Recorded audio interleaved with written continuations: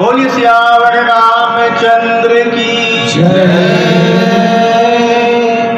आज विशाल रामचरितमानस प्रतियोगिता में उपस्थित दूर दराज से आए हुए समस्त भक्त श्रद्धालुगण, माताएं, बहनें एवं सुसज्जित मंच, आप सभी को जय बजरंग रामायण मंडल लोकमारा की ओर से सत सत नमन। आज समिति से जो हमें प्रसंग मिला है वह संत शिरोमणि बाबा गोस्वामी तुलसीदास जी द्वारा रचित रामचरितमानस महाकाव्य के अयोध्याकांड दोहा क्रमांक 40 की 8वीं चौपाई है। लीजिए हम गायन और कविता के माध्यम से एवं व्याख्या के माध्यम से प्रसंग का भाव समावेश करने जा रहे हैं। लीजिए नासिका स्वर से बांसुरी वादन।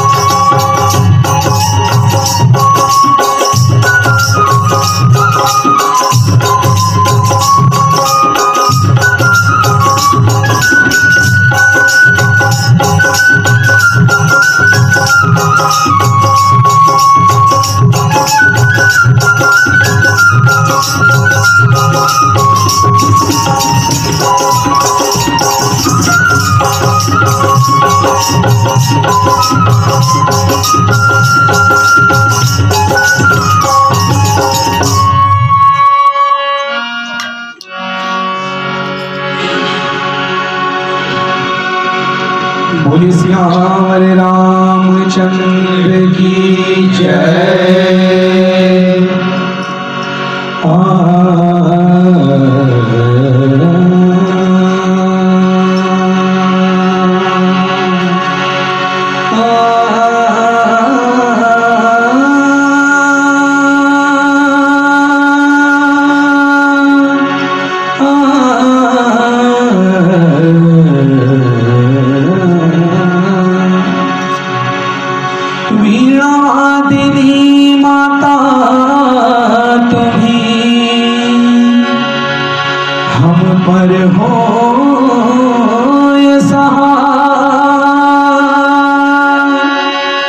सारे जगत कल्याण हित कारज देव बना। जाए अयोध्या राजधानी में उथल पुथल मचा। ईश्वर की प्रेरणा से कहीं कहीं को दोष लगा।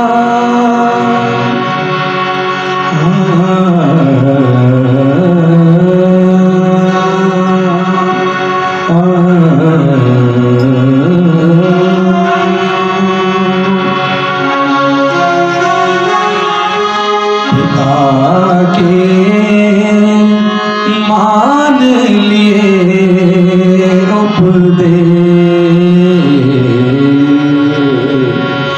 पिता के मान लिए उपदेश, पिता के मान लिए उपदेश, पिता के मान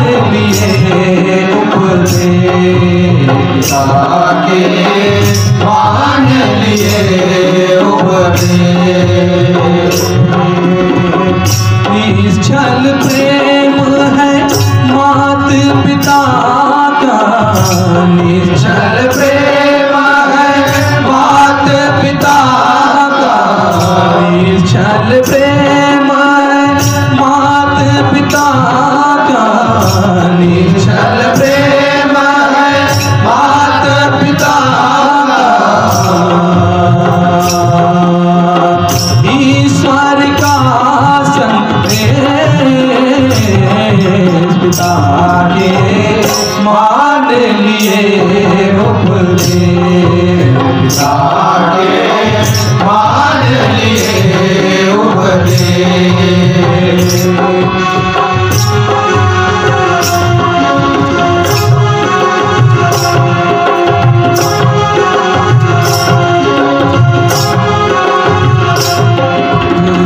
मन मुस्काई भानु कुल भानु, राम सहस आनंद निधानु।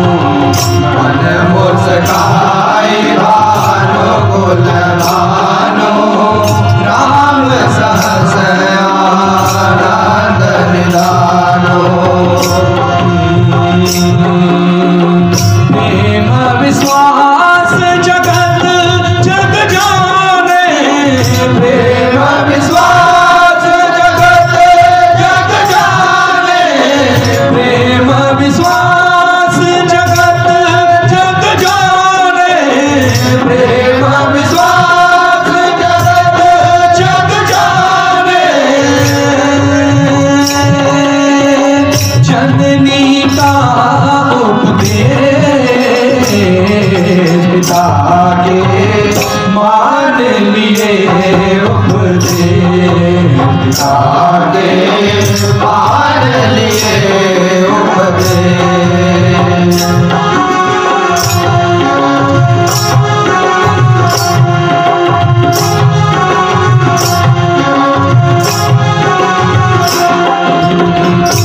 प्रेम कई है भक्ति सुमित्रा, ज्ञान की गंगा माँ कौसल्या।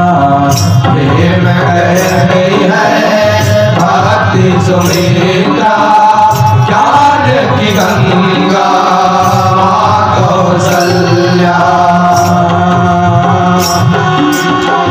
जगत नियंता त्रिभुवन स्वामी, जगत नियंता त्रिभुवन स्वामी, जगत नियंता त्रिभुवन स्वामी, जगत नियंता त्रिभुवन स्वामी।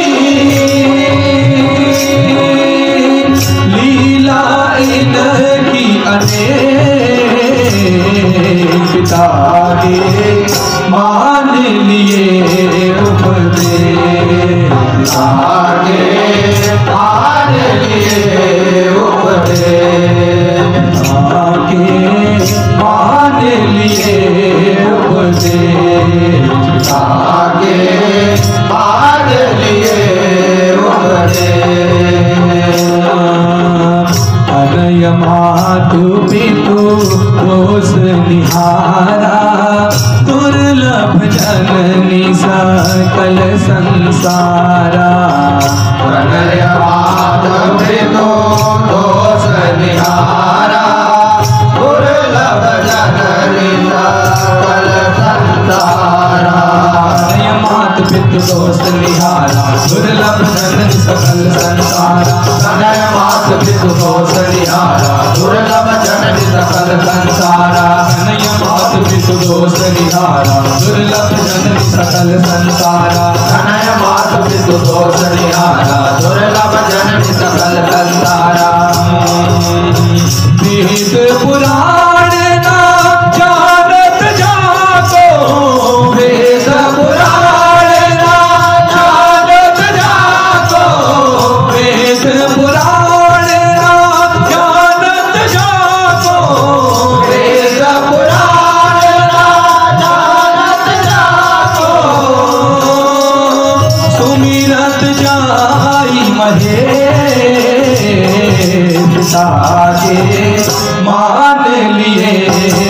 उपदेश जाके मान लिए उपदेश जाके मान लिए मान लिए उपदेश।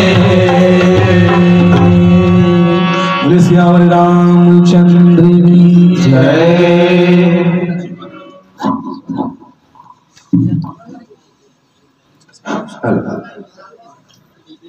आज का प्रसंग रामचरितमानस अयोध्या कांड दोहा क्रमांक 40 की 8वीं चौपाई।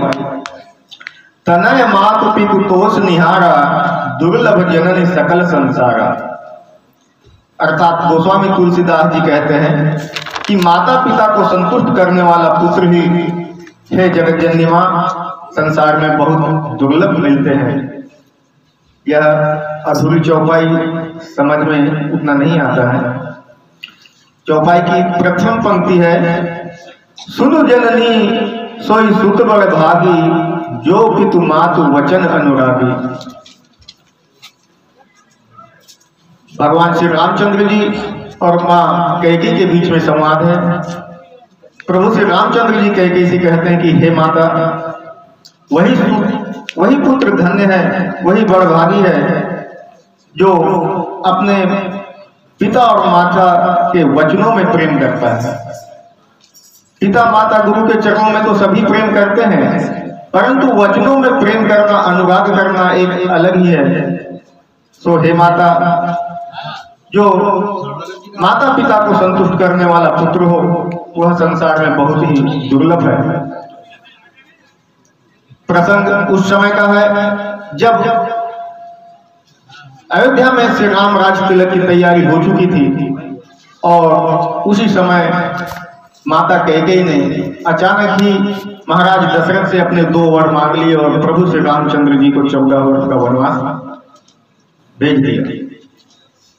अब वो बात यहाँ आती है कि प्रभु श्री रामचंद्र जी से माता कैकेयी सबसे ज्यादा प्रेम करती थी। फिर प्रभु श्री रामचंद्र जी को वन भेजने का कारण क्या था और उनकी ऐसे शुभ समय पे कठिन परीक्षा कहें या फिर उनके मन के क्या भाव थे, उनको गोस्वामी तुलसीदास जी ने अलग अलग तरीके से लिखे हैं। माता कौशल्या से भी ज्यादा कैकेयी का प्रेम प्रभु श्री रामचंद्र जी के ऊपर था, क्योंकि चारों भाइयों में कैकेयी सबसे ज्यादा प्रेम प्रभु श्री रामचंद्र जी से करती थी। तो फिर उन्होंने प्रभु श्री रामचंद्र जी को 14 वर्ष का वनवास क्यों दिया, इसके पीछे कारण क्या था और कैकेयी की मनसा क्या थी।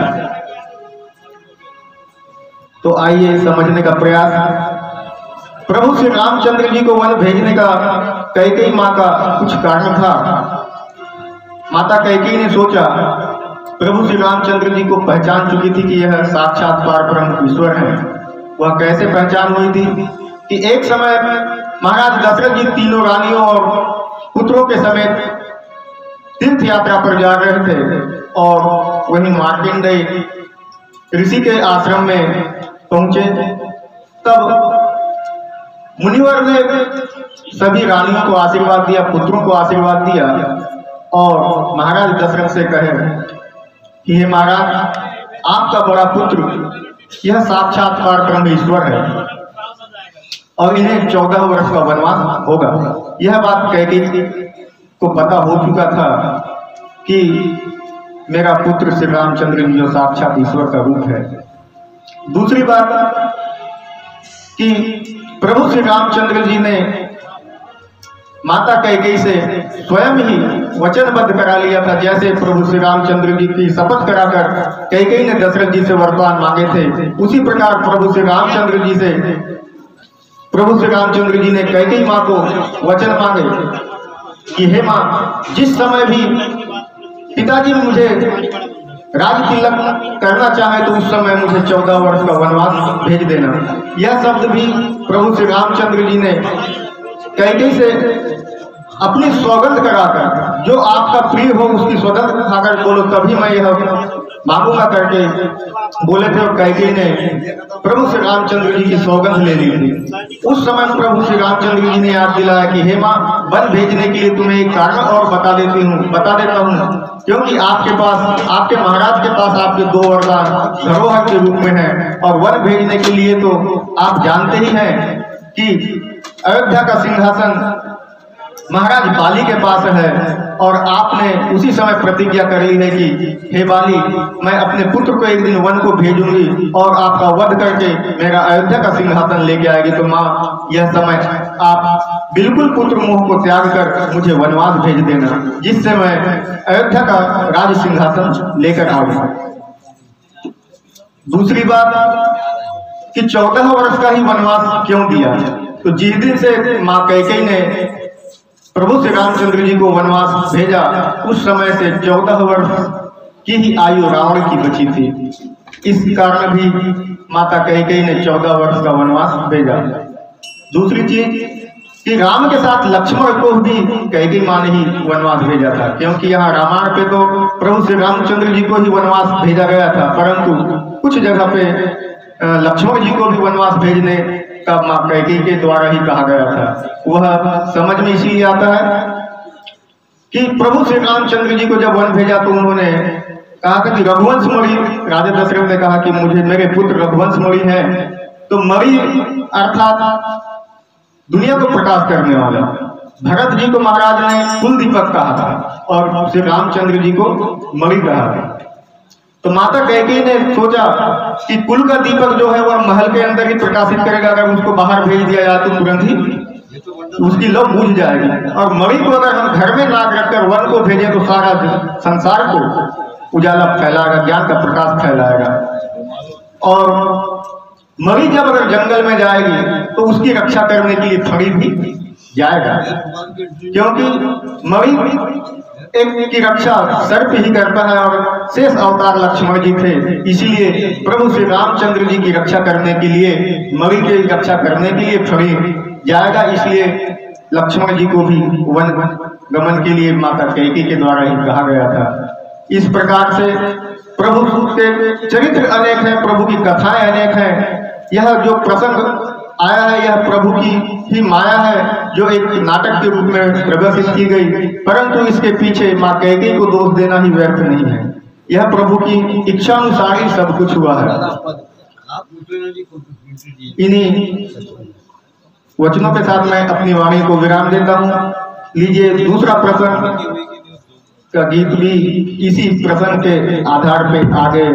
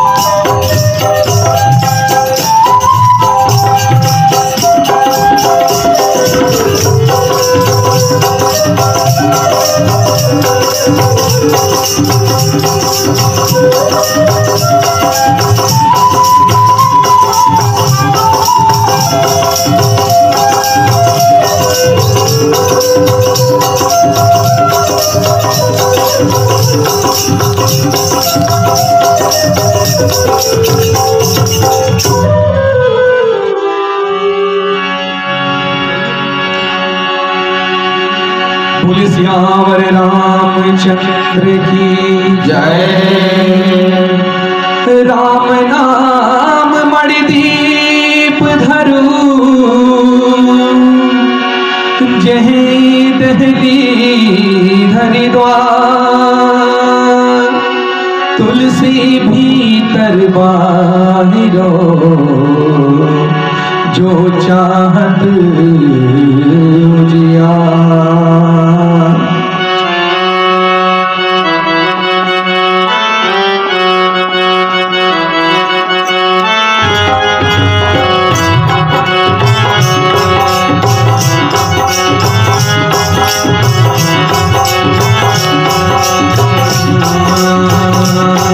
सब मिलकर बोलो राम राम, सब मिलकर बोलो राम, सब मिलकर बोलो राम राम, सब मिलकर बोलो राम, सब मिलकर बोलो राम राम, सब मिलकर बोलो राम, सब मिलकर बोलो राम राम, सब मिलकर बोलो राम। बसते हैं रघुकुल धाम धाम, बसते हैं रघुकुल धाम धाम, अपनों के बनाते काम काम, अपनों के बनाते काम काम। उजले मन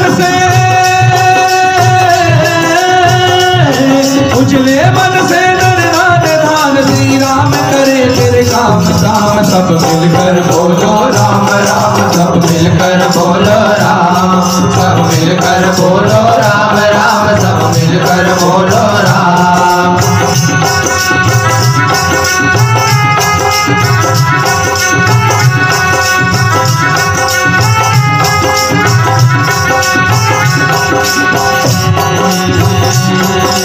राम भजन में सारे सुख बसते, राम भजो रे यह जीवन रहते, राम भजो रे यह जीवन रहते, राम भजो रे यह जीवन रहते। तू करता तू तो देर देर, तू छोड़ कपट और फेर फेर, तू करता तू तो देर देर, तू छोड़ कपट और फेर फेर।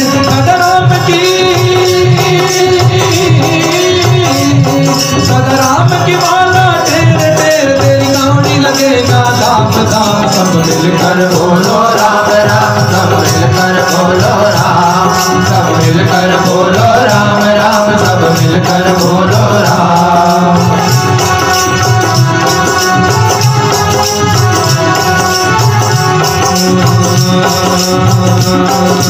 हरे घट घट में प्रभु राम समाया, राम की माया कोई समझ न पाया, राम की माया कोई समझ न पाया, राम की माया कोई समझ न पाया।